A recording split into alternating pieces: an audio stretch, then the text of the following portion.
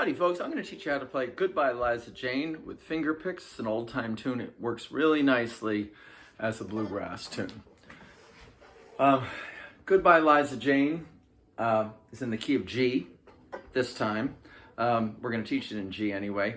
And it involves a very cool syncopation. That is the awesome part of the tune. And it's a little tricky to teach, but bear with me and I'm going to teach you how to do it. And you're going to sound awesome as a banjo player if you can do this.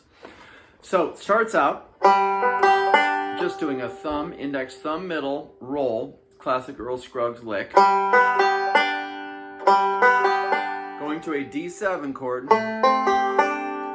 sliding up 2 frets to a G, the middle 2 strings playing that G chord, middle finger on the 4th fret, index on the 3rd fret, and then ending up side by side, middle and ring finger at the 5th fret on a C chord. And you're letting that, you could protect that open D string or just play it in the heat of battle on the 5 string. Nobody's going to know or care that you're playing a note that's slightly dissonant. You don't want to emphasize it, but you do want to hold the space. Now that's a piece of cake for any banjo player. Very square, not an ounce of syncopation. But what's going to happen next is some syncopation. It's going to sound like this. You're going to fret the 3rd string at the 4th fret, and you're going to do this very simple combined roll, but it's going to sound confusing when you do it faster. It's going to sound like this.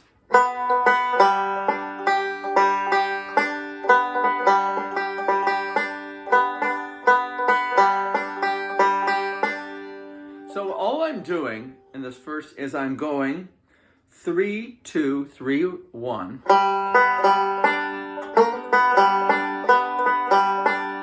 I'm fretting at the 4th fret of the 3rd string, creating a unison B note.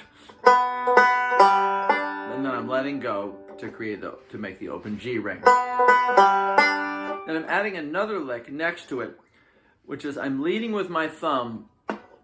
And it's going to sound like the lick is going to be, the roll is going to be thumb on the 5th, index on the 3rd, thumb on the 5th, middle on the 1st. So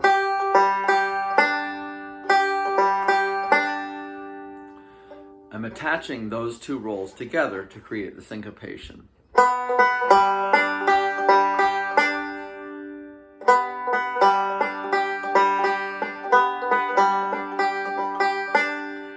Notice the syncopation when you have a steady beat going along with you, a rhythm guitar player or someone playing backup just on the offbeat.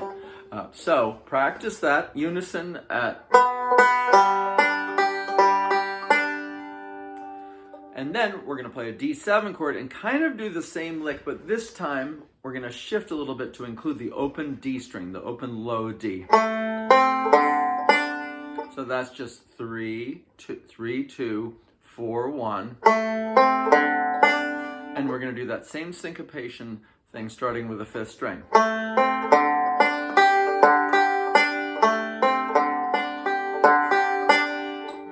Grabbing that open 4th string with our index finger. Which makes the syncopation come a little bit alive. All right, here are the last 2 licks. Or actually, let me play the tune from the beginning. You can feel the syncopation.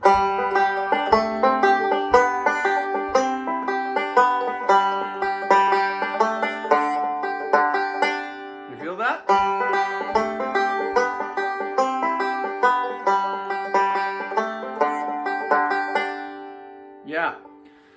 Well, now, if you've done that much, the hard part of the tune is over because we're going to go back to the beginning. We're going to play the first phrase again. Do a little syncopation. Not really syncopated. And then do a little pull off. Pull off at the 2nd fret of the 3rd string. Grab the 4th fret of the 4th string.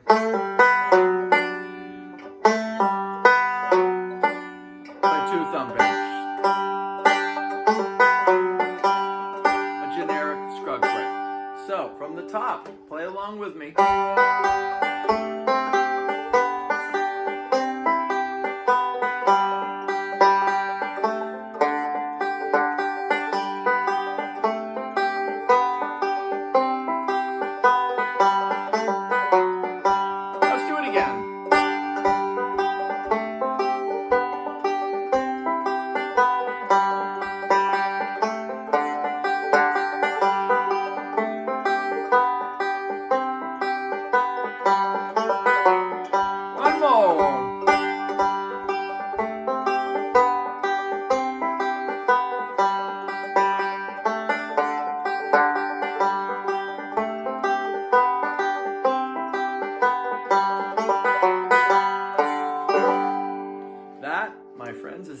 part, and that's the hardest part of the tune. Let's go on to the B part. The B part, you're going to go up to your G position, or it's an F position, but it's going to be a G chord up at the 5th fret. We're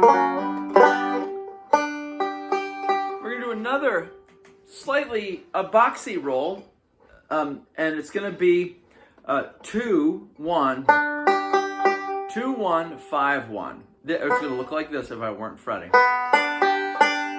Led with the index finger, or with the thumb if you want. Doesn't matter. And we're going to play that roll so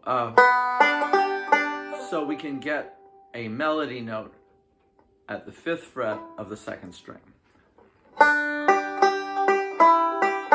It's going to sound like that. Why don't you try it? So you're making that G chord. Oh,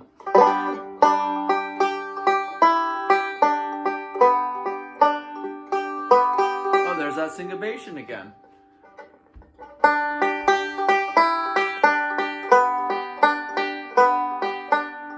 All right, here's how it's going to go.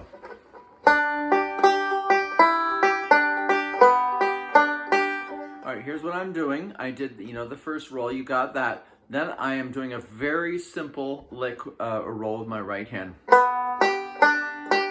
3, 3, 1, 2, 1. Here's the beginning part.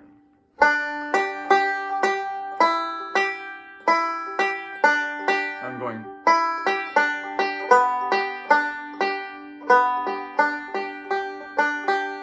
And now I'm doing that thumb-led weird roll that I did in the A part again. So is that thumb, 5, 2, 5, 1.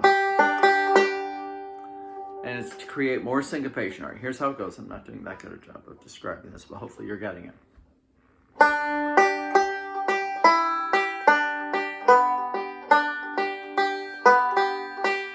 That's right. Try that again.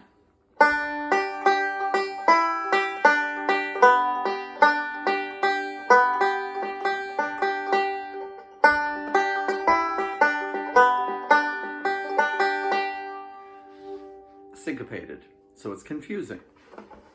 But then it gets easy immediately after that, is we're going to go back to a thumb, index, thumb, middle, Earl Scruggs, classic. Basically quoting the beginning part of the tune. Open, D, D, G. And then we'll go back to the syncopated beginning.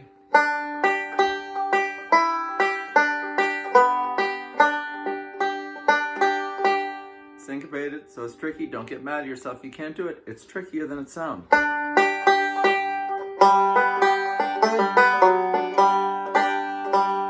we're done with the tune. Let me play the whole B part. You play along.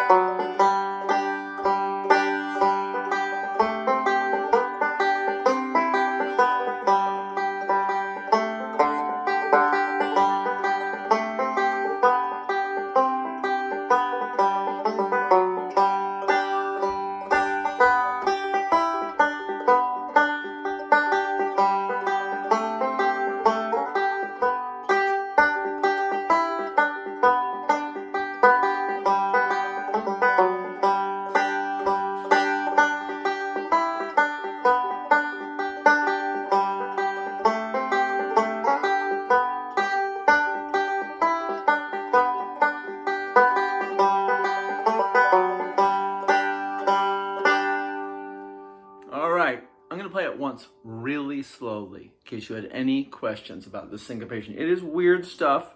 I'm purposely not giving you tablature because you don't need it unless you don't want to learn how to play the banjo. You don't need, better to learn by ear. We all know that. Those of us who played the banjo for 40 or more years know that tablature screws up people's ability to learn, unfortunately. So, very, very slowly play along. Goodbye, Liza J in the key of G.